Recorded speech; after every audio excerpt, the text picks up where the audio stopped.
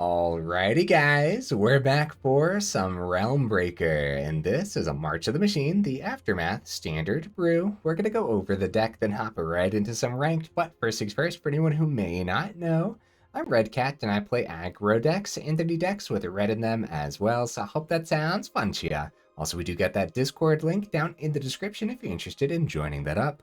Okay, what do we got packed into the build here? Oh, first of all, this was a suggestion down in the comments. Thank you so much for the suggestion. It's gonna be a fun one. They actually had a very awesome list that I modified. I actually think quite a bit, but I'm not 100% certain right now. It's been a second. So Realmbreaker, the Invasion Tree, is a 3-mana legendary artifact. We got 3 of them in here. For 2 mana, you can tap this. Target opponent mills 3 cards. Put a land card from their graveyard onto the battlefield tapped under your control. It gains if this land would leave the battlefield, exile it instead of putting it anywhere else. And then for 10 mana, you can tap this. Sacrifice Realmbreaker, the Invasion Tree. Search your library for any number of Praetor cards. Put them onto the battlefield, then shuffle. Okay, so what kind of Praetors do we have in here? We have a single Gix Yawgmoth Praetor, right? We got Elesh Norn as a one-of. We have 2 Sheoldreds, actually, because, obviously, right? Very powerful card. We have a single Urabrask in here, not doing too much with its ability, but that's fine. It's mainly in here as a Praetor, and a 4/4 First Strike is actually not half bad, dude. We have a single Elesh Norn, Mother of Machines, naturally. We have the Sheoldred. This was Sheoldred the Apocalypse. We have a one-of as Sheoldred here, which is pretty decent. Obviously, I forgot to take off all of the card styles, so we can't see the back, but I'm not too concerned about going over the backs right now because there's just a lot packed in the deck anyways, and I'm not worried about flipping any of these until they actually hit the table today, right? All of them are realistically just in here because they're Praetors, you know what I mean? Oh, we got Urabrask, Heretic Praetor here. Which is actually a really solid card, dude. 5 mana, 4/4 with haste. Okay, fine. But at the beginning of your upkeep, exile the top card of your library. You may play it this turn. So kind of, sort of like drawing an extra card every turn. But check this out, man. At the beginning of each opponent's upkeep, the next time they would draw a card this turn, instead they exile the top card of their library. They may play it this turn. So if they don't play those cards exiled, it's like you got rid of their draw, which is kind of disgusting, huh? We got Vorinclex in here as well. Honestly, I need to play with more Vorinclex. Like, I need to solve mono green, dude. That's what I need to do. Like, I want to go back to mono green very soon and put Vorinclex on the top end because I think a 6/6 trample reach is disgusting and there's so many ways to ramp into this on turn 4. Yeah, Vorinclex, dude. Only a one-of in this particular build. Got a couple Timeless Lotuses here, man. It's a 5 mana legendary artifact. Timeless Lotus enters the battlefield tapped. Yeah, gross. But you don't want it to come out untapped because it would be absolutely broken because you can tap this to add a white, a blue, a black, a red, and a green. So every single mana color is what this taps for. If we don't pull off Realmbreaker, then Timeless Lotus can help us cast anything in here pretty much. And Timeless Lotus helps us get to that Realmbreaker like immediately. If you only saw your 5 mana on turn 5, you drop Timeless Lotus and you don't see any more mana the rest of the game. Next turn you untap Lotus, you tap your 5 mana, you tap it for another 5, and boom, immediately 10 and tap the Realmbreaker. So I think it's going to be worth the 2 of in here, huh? That's a lot of 5 drops, man. Perfect for Storm the Festival, right? So 6 mana sorcery. It has flashback for 7 and triple green. I don't know how often we flash it back, but it's on there. Look at the top 5 cards of your library. You may put up to 2 permanent cards with mana value 5 or less from among them onto the battlefield. Put the rest on the bottom of your library in a random order. Bro, it could be as simple as just seeing like a Sheoldred and like a Celestus. Sure, why not, right? Or it could be as insane as seeing like a Timeless Lotus and a Vorinclex. Uh-oh, opponent, right? Yeah, like that. Storm the Festival is kind of insane in general, right? We just played with it recently, and it's just kind of sort of an MVP on decks that can actually successfully like utilize this whole mana value 5 or less. So also with the Vorinclex, It searches for 2 forests, not basic forests. So we do have some stuff in the mana base for the Vorinclex, like double Jetmir's Garden and all 4 Proving Grounds. Also just acting as triomes that actually helps us cast things out, which is going to be very important. But yeah, we can always grab the triomes off the Vorinclex, which sounds really good. Might even be a reason to try out 2 Vorinclex. Can you guys tell I like the card? Anyways, one more card in the deck. Jin-Gitaxias, Progress Tyrant, is literally the only Praetor in here that we're splashing the blue for, and we don't really cast this out with double blue too often. You really want to cheat this out with the Realmbreaker, realistically at least. There are going to be plenty of moments where you could use some of the treasure tokens in the build to get the double blue, but so 7 mana, 5/5. Whenever you cast an artifact, instant, or sorcery, you copy that spell. You may choose new targets for the copy. This ability triggers only once each turn. And then whenever an opponent casts an artifact, instant, or sorcery, counter that spell. This, that's the main reason it's in here, right? But this ability triggers only once each turn. Because all the artifacts that we're copying in this deck are legendary, so copying it isn't that great, right? And there is some removal though that we could copy with the Jin-Gitaxias, which could be pretty good. We'll go over those in just a second though. I want to talk about this mana base for a second. The mana base, I believe it or not, obviously I thought about for a little bit, and I don't think it's actually going to hold us up. We're heavily leaning towards red and green, right? Mainly for what we're going to be doing on those opening turns, and the opening turns is why I opted for cards like Copperline Gorge, and we're actually not running any of the Pain Lands. I've been running into too much aggro, guys, and the Pain Lands in these mid-range builds have been destroying me. So I think having Copperline Gorge is going to be a little better than Pain Lands, and opting for some slow lands with farmland and stuff. We're really trying to have early red sources so we can ramp successfully. So that's why we got like the Blackcleave Cliffs in here. And then later on, we need some black sources, occasionally some white sources, but realistically, a lot of green sources because we can always mana fix off Vorinclex, and a lot of green sources because we're trying to cheat things out with Storm the Festival as well.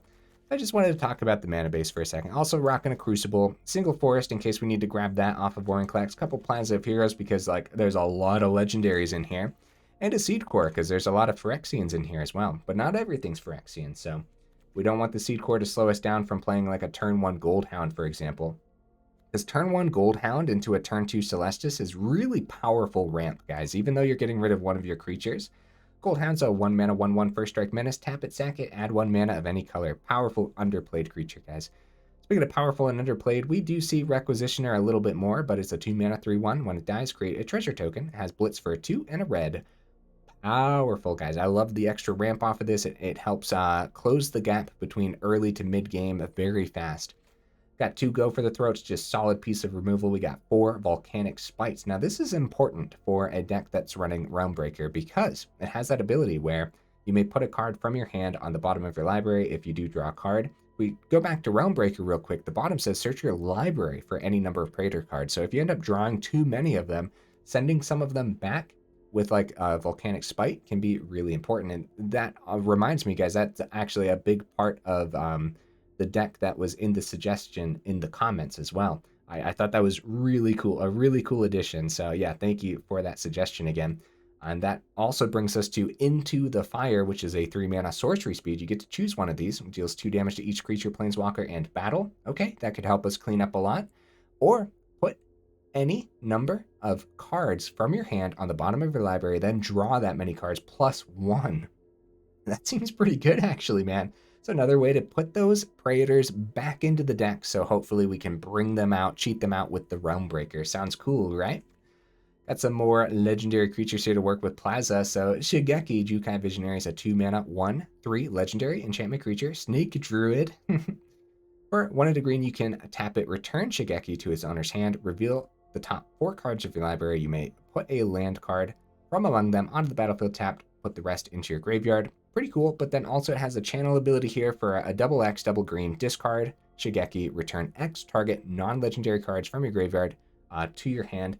So it's mainly in here for ramp, and there are going to be moments where you do want to grab, like, I don't know, a Goldhound and a Requisitioner back from the grave. And it's non-legendary target cards, so you can't really bring back the Praetors, but maybe you want to bring back some other stuff too. I think Shigeki's underplayed in general, But seeing all the legendaries in here, maybe it's not worth it. But like if you have Plaza of Heroes, now you can tap Plaza for green because you have Shigeki down too, so that could help you get like Vorinclex, and I think it'll be worthwhile, honestly. Is that everything, guys? My goodness, man. Yeah, talked about the Celestus briefly, and I didn't really talk about all the Phyrexian Praetors, but there's way too much to go over there. We'll see them when they come down onto the board, right? Okay, honorable mentions. The normal Jin-Gitaxias did not make the cut. Yeah, I don't think it would do too much in here anyways, although maybe we do want all the Praetors. What would you cut then? Probably one of the Timeless Lotus, but I think 2 of these is actually going to be pretty important, as that's going to be the main way to actually activate the Realmbreaker outside of ramping with our treasure tokens and such, right? So something to consider, though, obviously. Jin-Gitaxias. And some more cards for the mana base to consider. Mirrex could be a great way to just add 1 mana of any color for a turn. Could be really solid, and then Phyrexian Mites aren't anything to forget about either, because they can help you wrap up games if nothing else. Secluded Courtyard almost made the list as well. You could call something like Phyrexian or Praetor for that matter, right? Not this time around. Like I said, I don't think that the mana base is going to hold us up too often. I actually think it's going to be pretty solid overall. We'll see though, right? The game likes to prove me wrong. Either way, let's go ahead, take this into some ranked, and see how we do.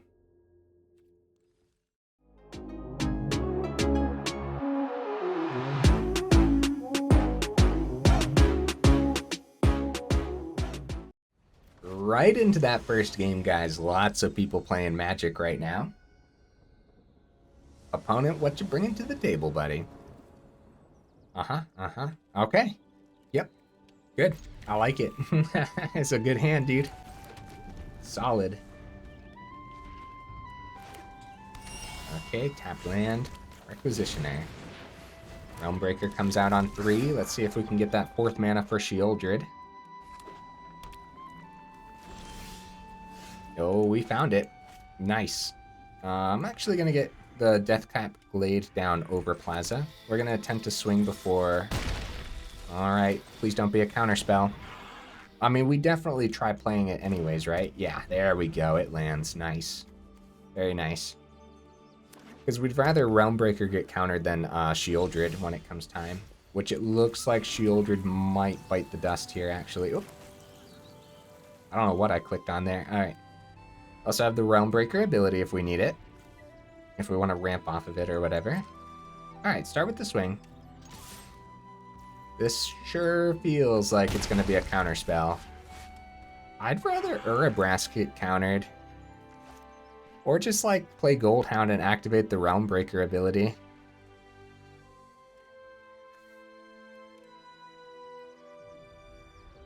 Doesn't say anything about sorcery speed, right? So I'm actually just going to go Goldhound, activate Realmbreaker.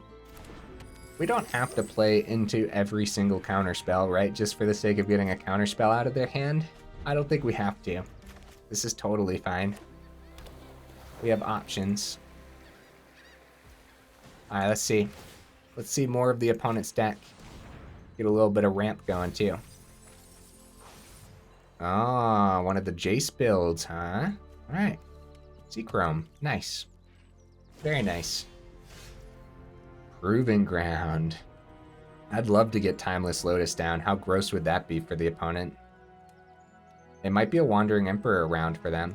Start with the swing. Not going to ramp on Goldhound.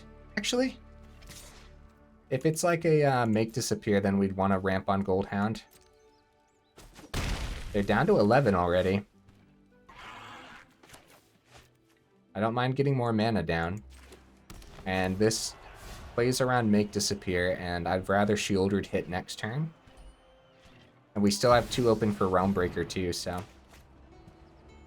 Let's see it, buddy. As good as Sheoldred would be, right? Like, we're obviously... Like, something's open. The opponent hasn't done anything this game. Okay. I guess just board wipe next turn, or... We'll activate Realmbreaker as the board wipe slams. And see if we can get a land off the top. Non-basic, I have mountains in here, so that's fine. Right? Comes out untapped, right? Yeah. Untapped. Oh, maybe I grab a green source, actually. No, we're fine. we're totally fine to grab red source here. Alright, and we still have the 2 open for the Realmbreaker. Pretty good, man. Honestly, like, if we knew Timeless Lotus was going to slam onto the board, then... Okay, activate. Target opponent. Come on, land. I'd love to see it. There we go. We saw... Oh, it's actually any land from them, too, so Field of Ruin would be fine. I'll grab, like, the Seat of the Empire. Sure. It's fine. Sunfall lands into the fire. Okay, now we have, like, decisions to make. 1, 2, 3, 4, 5, 6, 7. We could go Sheoldred and then have Realmbreaker search their library again, right? Not search their library, but you guys know what I mean. It's just Timeless Lotus.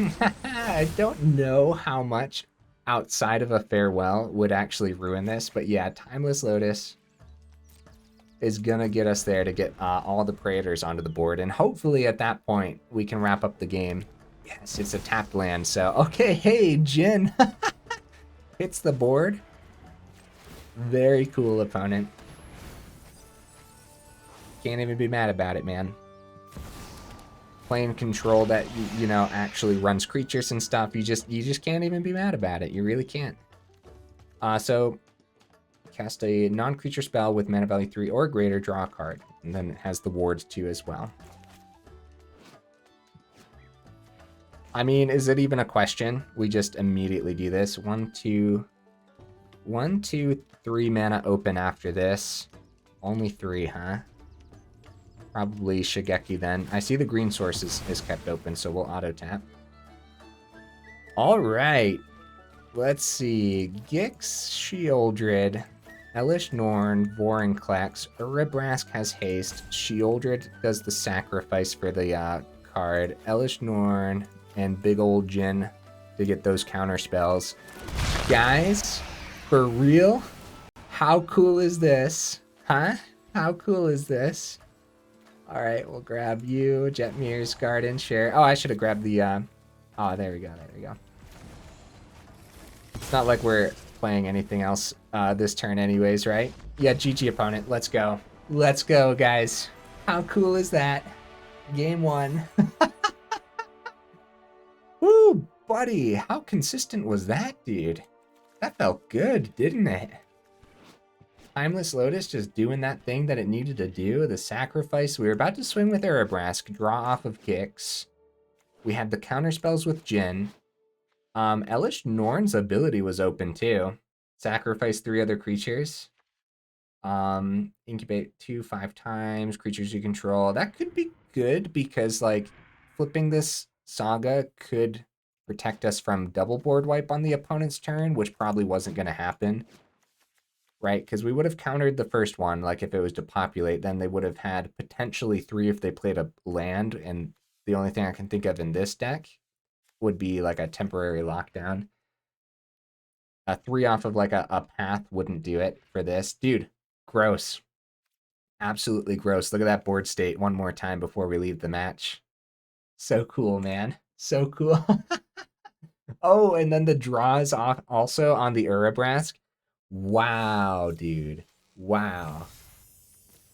I mean, yeah, I mean, it's obvious once the Phyrexians hit the table that they're all going to be absolutely disgusting for the opponent to deal with, but that I'll tell you what, man. Let's see if we can do that again. Feels good. It feels great putting a deck together that actually did the thing. It did the thing, guys. That doesn't always happen for us, so. All right. Yeah. We have the, it's crazy that we're going first here, but we have the removal that we need when it comes time.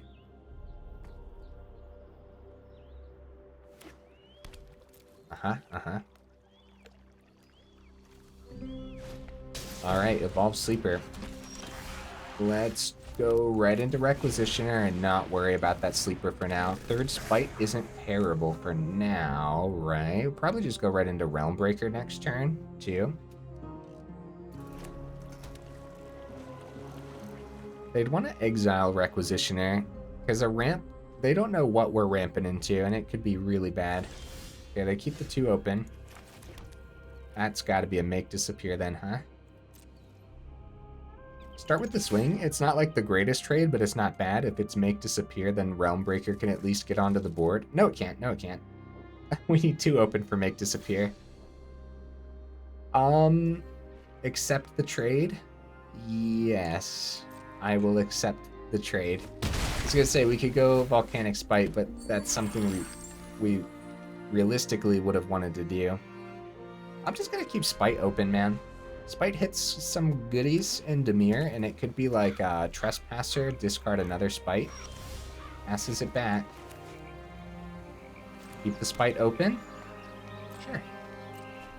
If that was an untapped land, I would have tried the Realmbreaker, because Make Disappear is more often than not the counterspell of choice.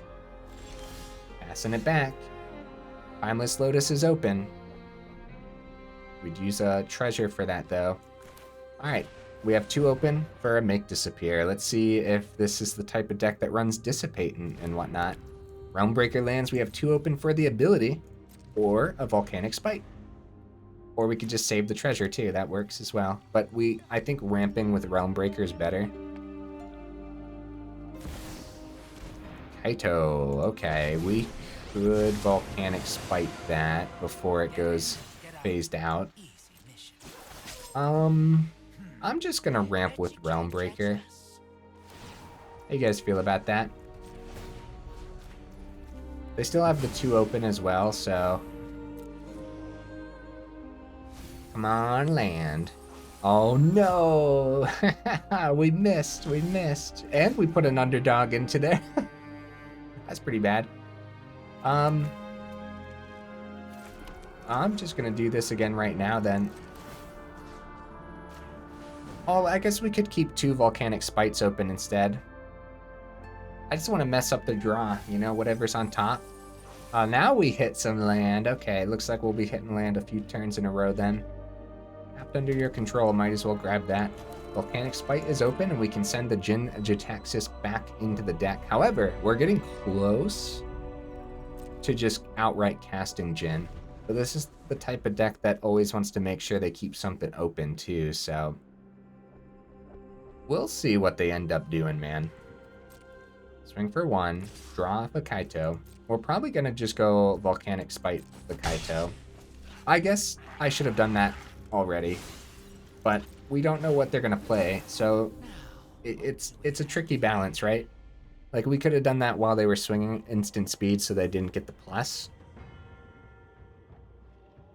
Because that would have been sorcery speed, right? So... The biggest issue there is we don't know what they're doing for the rest of the turn. There might be something better to hit with the Spite. I don't really know what would have been best there. Being held up by the opponent here is probably a tricky decision. It might be like something like, oh, do we play the Sheoldred, but then we only have 1 mana open? See if we can get that counterspell out of their hand.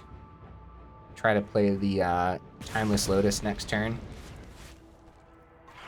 3, 4, 5, 6. I'm going to keep the Jin, and we're actually going to send one of the Spites back and see what we see. Second Realmbreaker, that's not great.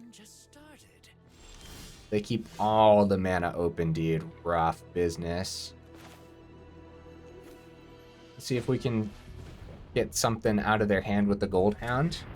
Okay. Okay, I'm gonna risk it this time, guys. We haven't seen a counterspell from the opponent yet. We haven't had them discard any counterspells. The only thing that with blue is the Kaito so far. Maybe I'm playing around a ghost. See, Realmbreaker could get us that blue source. No, they don't have a blue source, but we could find the blue source from their deck. And then we could keep Spite open. Alright, it is what it is. Let's see it. Also, Gold Hound acts as a blue source for Jin 2 next turn, so... Let's see it, buddy. There's the Make Disappear. So it was in their hand, probably this whole time, right? And they let us... Oh, the cut down on Gold Hound, too. Okay, okay. That was a double whammy from the opponent. So, how do we want to do this? So if we would have played it safe and just done Realmbreaker with the Spite open, see, we could have had Spite on the Kaito. They were going to swing first too for the draw, so yeah, we could have done that. Darn, okay. Let's see it. No second blue for the Jin. They still have 2 mana open anyway, so it's not like it was gonna land. Let's see what we see from the opponent. See if we can get that second blue source. I see it. Yep, there it is. It's a pain land, but it's something. Keep Volcanic Spite open, and hopefully they tap out soon so the Jin can land on this board. This is definitely anyone's game, right? I know they have a ton more cards in hand, but we're getting close to that Realmbreaker ability. Even if they find removal for it or something. There might be a better target for Spite, guys. And they might just go -2 on Kaito. But it's probably card draw. Yeah, it's rough. Thanks. I'll be taking that. 6 mana on the board. Sheoldred keep 2 open. That's rough, dude. Okay. Let's still wait till the end of their turn. Yeah, the 2 open is obviously like gonna try to be a second make disappear, right? Kaito is brutal, but I think we just take out the ninja for now. Oh, I don't know. Just hitting like 3 on the Kaito just doesn't seem that good outside of just like actually getting rid of some of the damage on their board here. Gold Hound. Okay, down to 15. Down to 13 once it's our turn. 1, 2, 3, 4, 5, 6, 7, 8. Okay. Okay, Timeless Lotus is pretty good. And start with the Gold Hound. Gold Hound might have to chump the Sheoldred. Timeless Lotus. We have 2 open for a make disappear. They could always sacrifice the Sheoldred. See, Timeless Lotus pairing with the Realmbreaker is just so disgusting, dude. Sacrifice Sheoldred. Get rid of the Lotus. Good news, guys. If we can keep Gold Hound on this board, then after the Realmbreaker's ability, we'll have the 10 to just activate it anyways. Oop, decline. And that was a great way for us to get rid of Sheoldred too, so... keep this open, probably. Let's see, some swamps in there to grab. Okay. Yeah, we just keep Realmbreaker open this time. And we're gonna do our dandiest. And we sent the other Realmbreaker back, so I hope they don't find removal for it. Well, they might not -2 here. It's gone, it's gone. Oh, the discard. There must be another way for them to remove Gold Hound, because we're one step away from the Realmbreaker ability. It's got to be something else, right? They could actually blitz back Underdog and then go plus on the Kaito again, get another card draw there, and then the extra card draw when the Underdog dies too. So it just like restocks their hand in a disgusting way. -2. Okay. On the edge of my seat, like, is the Gold Hound gonna die? You know, that's what I'm on the edge of my seat for right now. All right, we'll just grab you. Sure, more blue sources. Well, we have the 10, so I guess we just activate this. Let's see what happens. I guess like a board wipe could happen. Oh, now we won't have Jin for the... I mean, Jin was in our hand anyways. We would have had to send it back, so... Gix, Urabrask, Sheoldred, Elesh... Oh my, Elesh Norn, Vorinclex.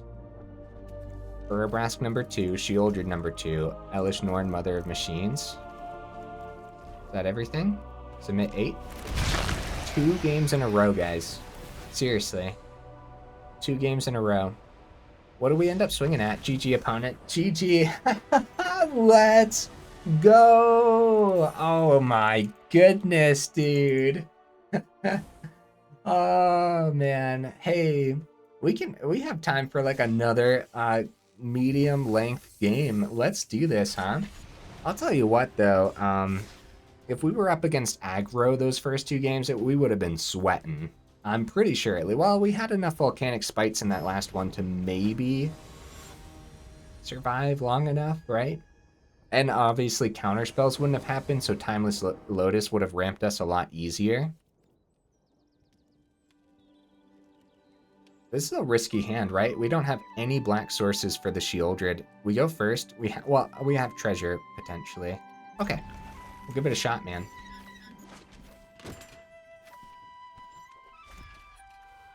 Yeah, a turn 2 Requisitioner is better than a turn 1 Gold Hound. We have no guarantee of an untapped source. There we go. That works. Still, I think it was worth getting Garden down early there instead of the Gold Hound, even though we could have potentially had a turn 3 Sheoldred if we saw the untapped black source, which we ended up seeing, so definitely something to think about. Ossification, sure. It's not a bad target for them, so. Volcanic Spite is open. And next turn we have Sheoldred, even if we don't see the black source off the top. Which isn't bad. It's not the greatest, but it's not bad.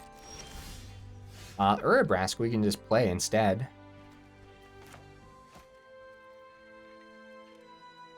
No blue sources. Probably spot removal then, right? Yeah. Go for the swing. Urabrask was a decent draw.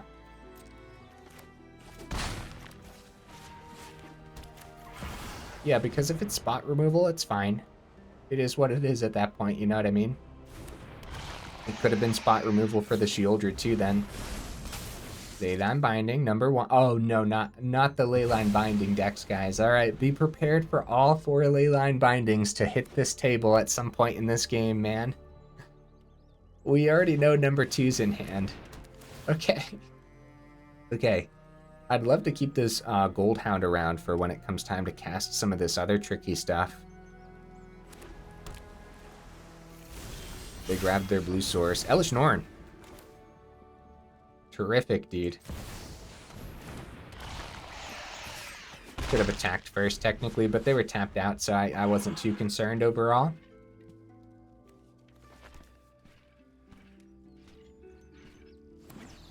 Pretty good draws. I haven't wanted to use the Gold Hound just yet. Ossification. 3 pieces of spot removal. Is it gonna let them keep up pace?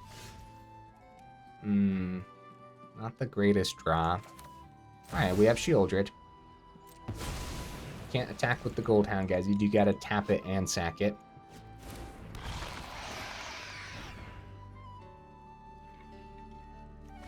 Okay, Mirex, nice. Alright, so there's nothing else from the opponent there. We do have to be prepared for all the Leyline Bindings. I know I joke about it all the time, but the last time I joked about that, the opponent literally saw all 4 of them in the game, so Atraxa's not good. We need our go for the throat now. Is there any way around an Atraxa? Leyline Binding number 2 takes the Sheoldred, yep. And they have Tali in hand. Well, Atraxa helped them find the binding there, so. Oh, we have first strike, so. Good block for us. Volcanic Spite can send the Jin back. Drops the oopsie-daisies.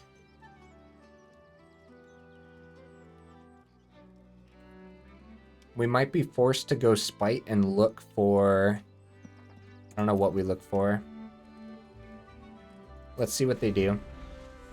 Because Spite hitting one of these 3/3s would be much better. I saw they probably swing first then. I'd love to find... Okay, that's a 3/3 as well. No, that's a 4/4 once it flips. I want to target for the Spite before we send the Jin back. I know they get the life gain on Atraxa and everything, but... At least that's not hitting our face, right? They're going creatures instead. Bird Migration. Okay, beautiful. So we'll send the Jin back, because it's not like we can cast it yet. And we're looking for a Go for the Throat for Atraxa, but we really fizzled out this game. Too much spot removal to deal with. Okay, we're cycling. The land isn't bad, don't get me wrong. Playing land wouldn't be bad, but no, we need like answers, you know? Oh no, the Gold Hound. Are we dead yet? No, we're not. Unless they double spot remove the Gold Hounds, which is totally possible. Also, Atali. Yeah, the double ossification, double leyline binding was just too much. Look at all the really powerful Phyrexian Praetors that we were able to play, though. We played Sheoldred, Urabrask, and Elesh Norn. Just like outright cast them too.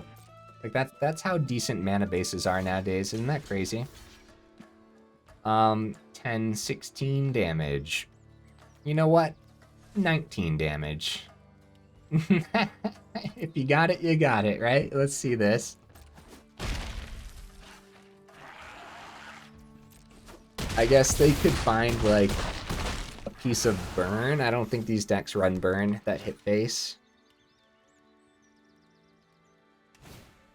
Atali. Oh, there was a bunch of land on top of my deck. They hit a Volcanic Spite from us. Wait, was that us? Yes.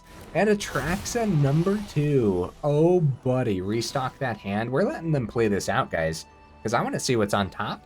And since it's probably the last game of the evening, unfortunately, I'm pretty satisfied with how the games have went overall.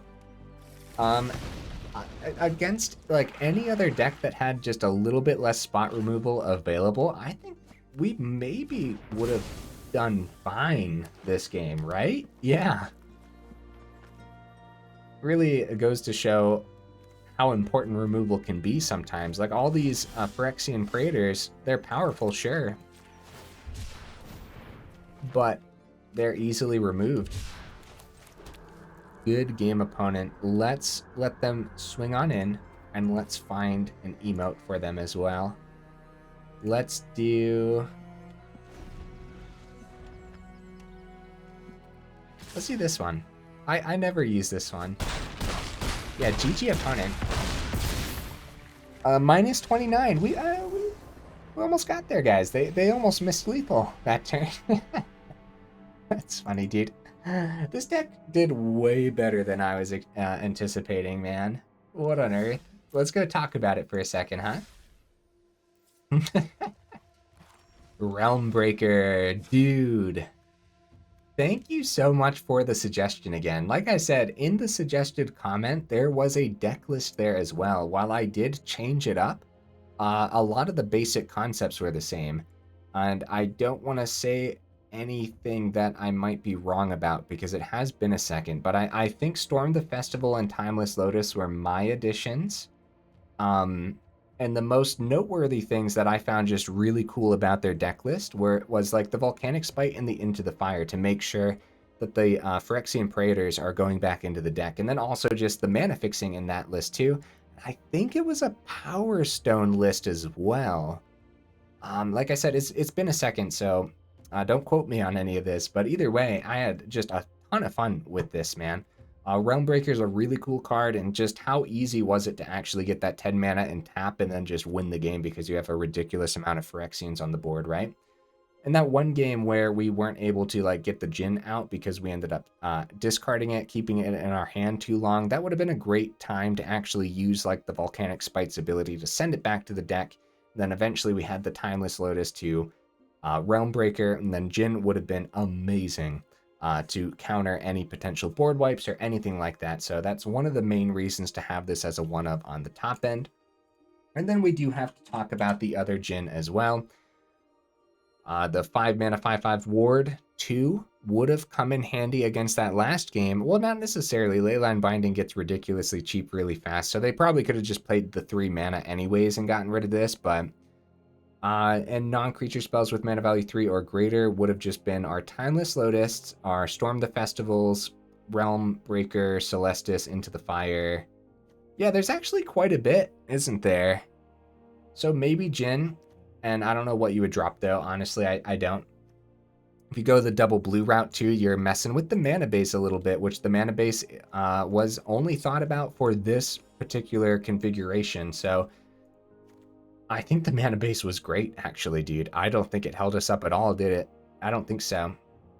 And I don't think it would have. I guess it held us up looking for the second blue source, but even then, that was fine. And this is the only card with blue in it, too. So, and we have like fixtures like Celestus, too, and Vorinclex to help us find the other 4 colors as well. Didn't get to see Shigeki today, unfortunately. I don't, like, the channel ability probably wouldn't have done too much, but just like the ramp on the first ability is really good, too, and the legendary creature working with Plaza. I still think that this is worth the one of, but I could totally understand if you drop it just opting for more removal, right? Depending on what you're seeing, of course. Some utility removal would be good. Something that could get rid of artifacts and enchantments might be worth your time. We are...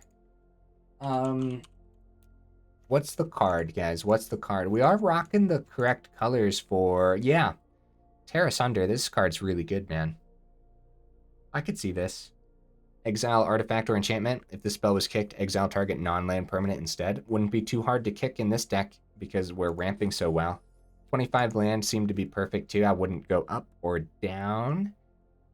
And I could see dropping Shigeki for Tear Asunder, but that's only because I didn't get to see Shigeki in play. And remember, if the more of these you go up to, the less the game is freezing. Oh my goodness. The less like Plaza of Heroes and stuff comes into play, and the more it might get in the way if these are the only 2 cards you see or something. But for the most part, I think Tear Asunder would be completely fine to add to the list, depending on what you're seeing, which I am still seeing a lot of Selesnya aggro, or Selesnya enchantments, which is an aggro build, right? So yeah, it depends. Some utility removal could go a long way in a deck like this, and yeah, overall, dude, the way Timeless Lotus worked with Realmbreaker was disgusting, and we didn't even need it that one game. We just ramped so well anyways, and had the Goldhound ramp too, which happened to work out really, really nicely, huh? I liked this one, guys. A ton of fun. Let me know what you would add or take out down in the comments. Also, we didn't get to see Storm the Festival today, did we? There were plenty of moments where the opponents probably just could have countered this anyways. But against that last game, I don't think those Atraxa domain builds run too many counterspells, if any at all, right? Sometimes. So Storm the Festival against that board state would have been insane.